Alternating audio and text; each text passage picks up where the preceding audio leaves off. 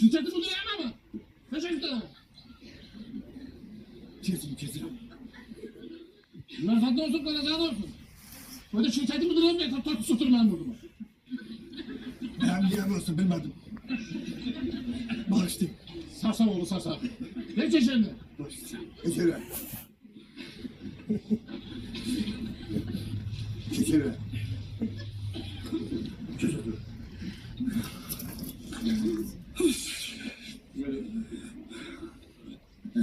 Ben seni tebrik ederim müəllim.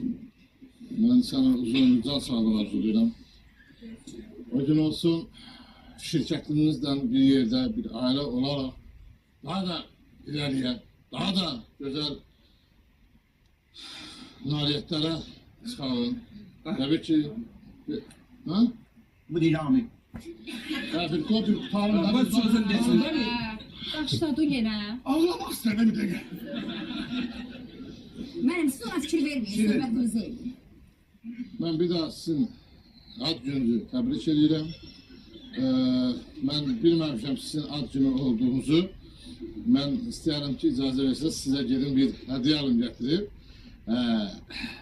Hem de öyle ad günü tebrikleşmek için bir şey olsun. Bir daha tebrik ederim.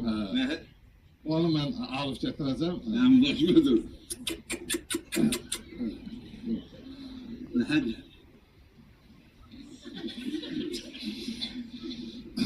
Maşından onu getireceğim şey diyeceğim. Maşından getir. Onda belirleyen. Ta onda ürün icrası ben sakladım.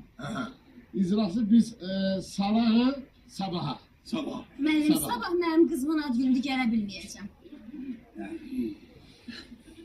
Bir üstünde eleme ben dedem aktaracağım. Çıkacak şey tarafı.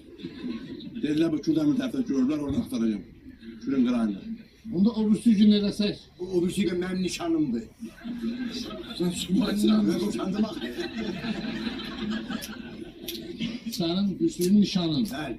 Onda bir üstü gün, onda o üstü gün idi. Kına yaktı. Buna aklı olmasın. Ondan sonra ne var? Altı bazara düşür müəllim. Sonra qaldı. Onda birinci gün eləyər miyiz lazım? Yox, birinci gündə mənə elçi gəlir, müəllim. İkinci gün eləyər miyiz lazım? Ben şahsen boşum. Ben Sen şahsen boş. boşum. Senin üçüncü gün yoktu, sen ne boşlar? Buyurun.